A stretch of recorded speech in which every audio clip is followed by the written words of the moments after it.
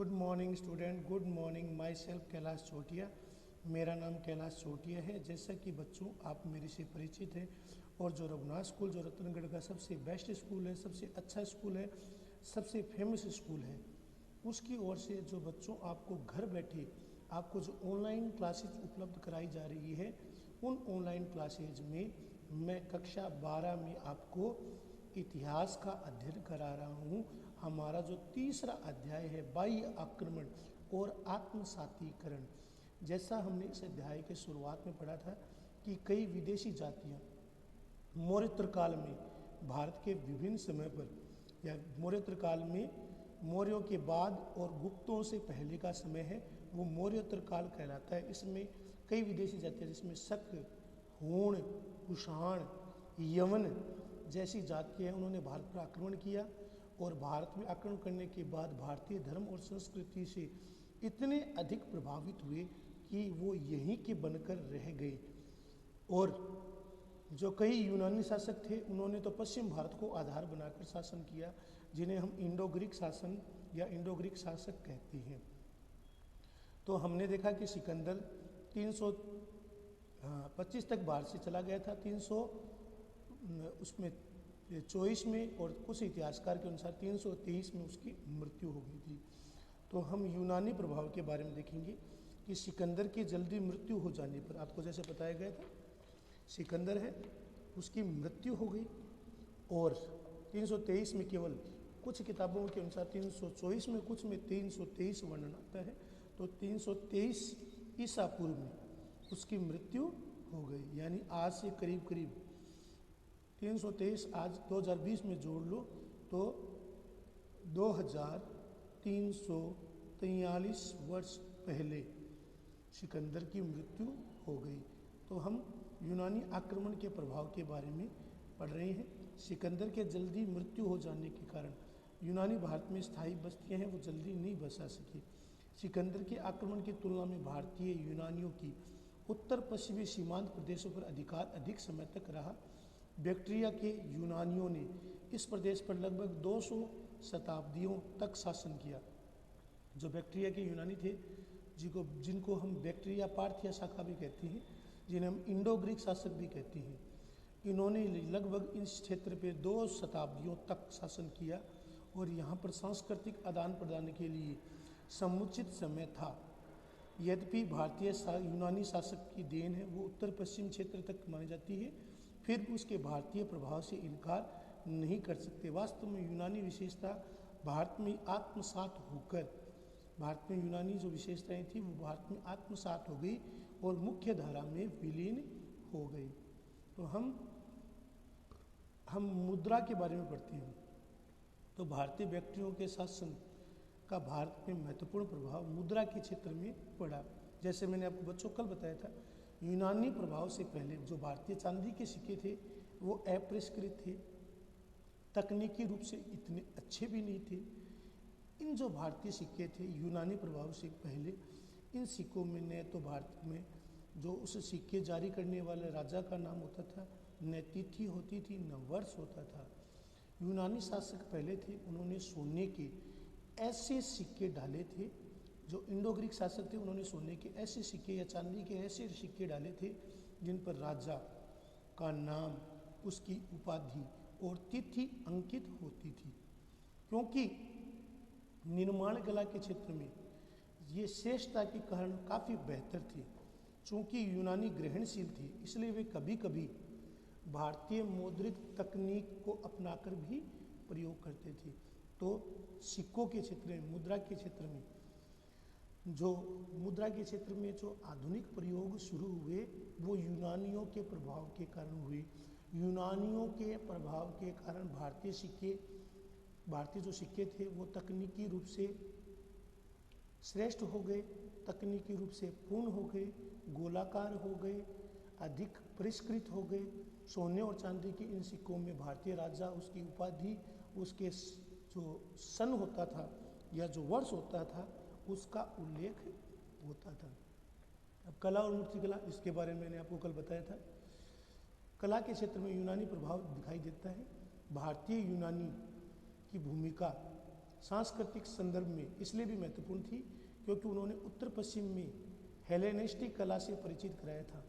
वो हेलेनिस्टिक कला वही थी जिसे हम गांधार कला शैली के नाम से जानते हैं। गांधार क्षेत्र में विकसित होने के कारण, गांधार और उसके अफगानिस्तान के आसपास और पश्चिमी पाकिस्तान के क्षेत्रों में विकसित होने के कारण इस शैली को हम गांधार शैली कहते हैं। भारतीय और यूनानी मूर्ति कला के मिश्रण से उत्तर पश्चिम में कला की प्रसिद्ध गांधार शैली का विकास हुआ। तो गांधार शैली वो बच्चों बहुत महत्वपूर्ण है, इसके बारे में आपको खूब अंडरलाइन करना है और लिखना है। तो भारतीय और यूनानी मोस्ट है ये।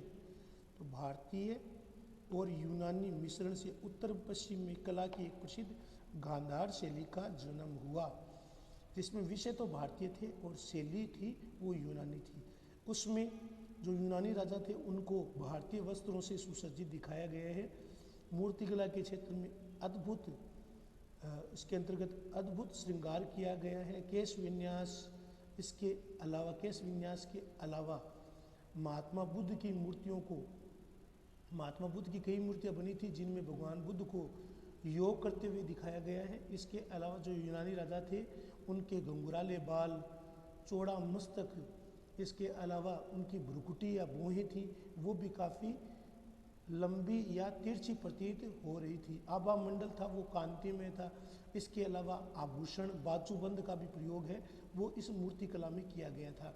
स्लेटी पत्थर का जो अधिकतर प्रयोग है या पत्थर का प्रयोग है वो इस शैली में किया गया था मूर्तियों के निर्माण में। तो यूनानी से मिश्रण से उत्तर पश्चिम में कला की एक प्रसिद्ध शैली हुई जिसे हम गांधार शैली कहते हैं। भारतीय यूनानी शासक में खगोल शास्त्र, साहित्य, भवन निर्माण और धर्म के क्षेत्र में अपनी अमिट छाप छोड़ी। साथ ही नए जल और थल मार्ग के खुलने से भारत और यूनान के मध्य व्यापार और वाणिज्य का भी अद्भुत विकास हुआ। तो व्यापार और वाणिज्य का विकास भी यूनानियों के संपर्क के कारण हुआ। व्यापार वाणिज्य का क्या स्थिति रही? जो भारत के रत्न थे, हाथीदांत थे, मसाले थे, अच्छे वस्त्र थे, उनकी यूनान के बाज़ारों में काफ़ी अच्छी मांग थी, जबकि भारत के बाज़ारों में यूनान से जो निर्मित होने वाली जो विलास सामग्रियाँ थी या सौंदर्य प्रसाधन थे या श्रृंगार प्रसाधन थे उनकी भरमार थी। एक परंपरा के अनुसार राजा एंटीओकस चतुर्थ ने लगभग 166 ईसा पूर्व पूरे यूनान में एक प्रदर्शनी का आयोजन कराया था जिसमें भारत के मसाले और हाथी दांत को प्रदर्शित किया गया था। समकालीन सिक्कों में कम से कम बड़ी संख्या में 30 भारतीय यूनानी शासकों के नाम मिलते हैं। उत्तर में काबुल और दिल्ली के निकट मथुरा से भी मिनेंडर के सिक्के मिलते। इससे पता चलता है कि उत्तर में काबुल से लेकर दिल्ली में मथुरा तक का क्षेत्र था वो इंडो ग्रीक शासक मिनांडर के क्षेत्र में था। भारतीय यूनानियों का इतिहास इन्हीं सिक्कों की सहायता से लिखा गया था। जो सिक्के मिले हैं जो अधिक परिष्कृत थे, चांदी और सोने के सिक्के थे। इसमें राजा की तिथि, राजा का नाम, उसकी उपाधि, उसका साम्राज्य विस्तार की जानकारी है वो इन सिक्कों से मिलती है। भारतीय इतिहास जो यूनानी इतिहास लिखा गया था वो इन सिक्कों की सहायता से बच्चों लिखा गया था। इन सिक्कों पर यूनानी भाषा में अनुश्रुतियाँ अंकित है। बाद में ब्राह्मी और खरोष्टी लिपि भी मिलती है। इन प्रमाणों को समझने में कहीं कहीं कठिनाई आती है, कहीं कहीं मुश्किल आती है, क्योंकि कुछ राजाओं के नाम बिल्कुल एक जैसे लगते हैं। इसलिए एक शासक के समय के सिक्कों को दूसरे शासक से अलग करना आसान नहीं था। सिक्के विशेषकर आपको पता है ज़्यादातर जो इंडो ग्रीक शासक थे उन्होंने चांदी के सिक्कों का प्रयोग किया। उन्होंने भारतीय यूनानी तकनीक कारीगर का अच्छा उदाहरण है जिसमें भारतीय और यूनानी मिश्रण शैली का विकास हुआ था। इसका प्रभाव कुछ स्थानीय शासकों द्वारा जारी किए गए सिक्कों पर भी पड़ता है। जारी किए गए जो चांदी के सिक्के थे उन पर दिखाई देता है। एक बड़े क्षेत्र में इनका प्रचलन हुआ था। वो इस युग में बढ़ते हुए व्यापार के संबंधों को दिखाता है। सांस्कृतिक प्रभाव भारत में जो इंडो ग्रीक या बैक्टीरियन शाखा के विषय में प्रोफेसर डॉक्टर J.N. बनर्जी का विचार कि भारत की द्वितीय यूनानी विजय सिकंदर की विजय से अधिक महत्वपूर्ण थी। जो भारत की जो द्वितीय यूनानी विजय थी वो सिकंदर की विजय से भी ज़्यादा महत्वपूर्ण थी, क्योंकि सिकंदर का प्रभाव है वो थोड़े समय के लिए रहा था, जबकि जो इंडो ग्रीक शासकों का जो प्रभाव था वो करीब करीब 2 शताब्दियों तक रहा। 2 शताब्दियों तक भारतीय और यूनानी सांस्कृतिक संबंध रहे और दोनों ने एक दूसरे की प्रतिक्रिया हुई। दोनों ने एक दूसरे की अच्छी चीज़ों को अपनाया। यह केवल यूनानी सभ्यता का भारतीय सभ्यता और भारतीय सभ्यता का यूनानी सभ्यता का प्रभाव मात्र नहीं था, भारतीयों की कई धार्मिक मान्यता और आदर्शों को यूनानी शासकों ने अपनाया था। तो भारतीयों की कई धार्मिक जो धारणाएं थी, आदर्श थे, उनको यूनानियों ने सहर्ष स्वीकार किया। असंख्य जो यूनानी थे वो भारतीय, जैसे इंडो ग्रीक शासक थे, जो कईयों ने भारतीय धर्म, संस्कृति, परंपरा, मान्यता को अपना लिया था। असंख्य यूनानी भारतीय धर्मों के अनुयायी बन गए, जिसमें हम मिनांडर का नाम जान सकते हैं, जिसने बौद्ध धर्म स्वीकार कर लिया था नागसेन के साथ वार्तालाप के बाद। यूनानियों ने क्रमशः भारतीय ढंग को अपना लिया था, समय के साथ वे भारतीय भूमि की उपज बनकर रह गए थे। तो अंत में यूनानी विशेषता भारत में ही आत्मसात होकर भारतीय सभ्यता और संस्कृति में ही विलीन हो गई। उन्होंने भारत भूमि को अपने भूमि मान लिया, भारतीय परंपरा को अपना लिया, भारत की धर्म और संस्कृति से इतने अधिक प्रभावित हुए कि उन्होंने भारतीय धर्म और संस्कृति को अपना लिया, यहीं रच बस गए और इसी धर्म और संस्कृति में विलीन हो गए। तो हमारा आज जो यूनान का टॉपिक है, जिसे हम यवन कहते हैं या इंडो ग्रीक शासक कहते हैं, वो टॉपिक खत्म हो गया। जो दूसरी क्रांति थी, जो सिकंदर के बाद की जो क्रांति थी, वो अधिक प्रसिद्ध थी। सांस्कृतिक प्रभाव हमें काफ़ी नज़र आते हैं। जब सिकंदर की विजय हुई थी, वो उसका प्रभाव कुछ सालों के लिए रहा, जबकि लेकिन जो यूनानियों ने जो सांस्कृतिक विजय प्राप्त की थी, वो करीब करीब उसका प्रभाव है वो 2 शताब्दियों तक रहा। उन्होंने भारतीय धर्म और संस्कृति को अपना लिया, भारतीयों के ढंग को अपना लिया। अब हम पढ़ेंगे शक या सीथियन। मूल रूप से जो शक थे वो मध्य एशिया के निवासी थे। इनका पश्चिम चीन की यूची जाति से, यूची जाति थी, इनने इनकी मातृभूमि मध्य एशिया उनको उखाड़ फेंका था। तो यूची जाति थी, यूची जाति चीन की जो यूची जाति थी, इस यूची जाति ने इन शकों या सीथियन को, जो भारत आने वाली दूसरी जाति थी, वो शक थे। पहले हमने यूनानी जिनके बारे में हमने पढ़ लिया है, यूनानी या यवन जिसे हम इंडो ग्रीक भी कहते हैं, और दूसरे हैं शक। तब से उन्होंने अपना भाग्य भारत की ओर आजमाया। तो यूची जाति के द्वारा जब इनको निकाल दिया गया था, ये भारत आ गए और भारत में रहने लग गए थे। यूनानियों के बाद भारत में आने वाले मध्य एशिया से आने वाली दूसरी जाति शक ही थी। शक थे वो यूनानियों के बाद आने वाली दूसरी जाति थी। इनका मूल निवास स्थान सीथिया नाम का प्रदेश था और वहाँ रहने के कारण इनको सीथियन या शक कहा जा गया। तो जो इनका स्थान था वो मध्य एशिया में सीथिया था, और सीथिया के निवासी होने के कारण इन्हें शक या सीथियन भी कहा जाता है। तो शक सीथियन शब्द का प्रयोग है वो साथ में किया जाता है। प्रथम शताब्दी ईसा पूर्व में बैक्टीरिया में यूनानी शासकों के प्रभाव के समय कुषाणों से पराजित शक पार्थियन को पराजित करते हुए बोलन दरे को पार करते हुए सिंधु नदी और पश्चिम भारत में ये बस गए थे। सिंधु नदी और पश्चिम भारत में इनका कुषाणों से पराजित शक जो पार्थियन को पराजित करते हुए जो शक सीथियन थे, वो बोलन दरे को पार करते हुए सिंधु नदी और बाद में पश्चिमोत्तर भारत में, पश्चिमोत्तर भारत में बस गए थे। भारत में शकों का प्रारंभिक इतिहास है वो धुंधला है, फिर भी इनके बारे में निश्चित नहीं कहा जा सकता कि भारत में शकों की 5 शाखाएं उस समय विद्यमान थी। शकों की विभिन्न शाखाओं का संबंध है वो उनके सिक्कों से पता चलता है।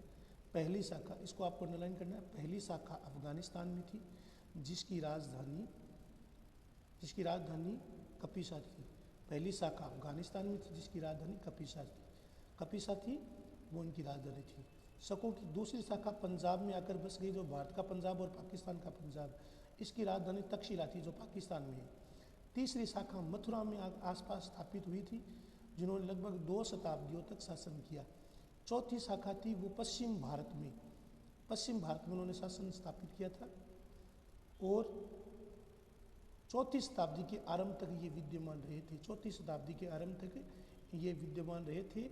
जो पश्चिमोत्तर शाखा थी वो चौथी शताब्दी ईस्वी तक विद्यमान रही थी, और इनकी राजधानी उज्जैन या उज्जैनी थी। शकों की 5वीं शाखा दक्षिण में स्थापित या उत्तरी दक्कन में स्थापित हुई थी, जिसकी राजधानी नासिक थी।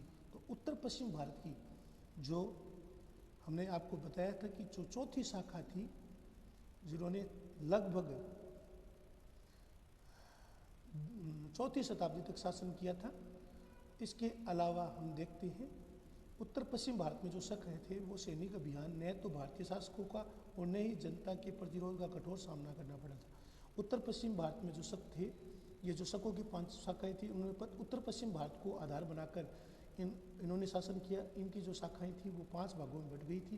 पहली अफगानिस्तान, दूसरी पंजाब, तीसरी मथुरा, चौथी उज्जैनी, 5वीं दक्षिण जिसे हम दक्कन भी कहते हैं, जिसे हम नासिक का क्षेत्र कहते हैं।